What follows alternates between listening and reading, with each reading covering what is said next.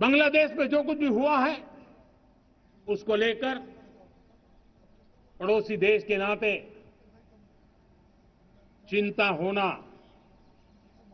मैं इसको समझ सकता हूं। मैं आशा करता हूं कि वहां पर हालात जल्द ही सामान्य होंगे।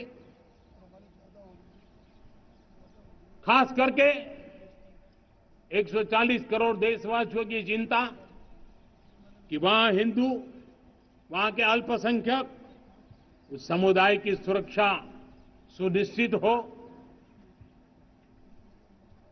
भारत हमेशा चाहता है कि हमारे पड़ोसी देश सुख और शांति के मार्ग पर चले। शांति के प्रति हमारा कमिटमेंट है, हमारे संस्कार है।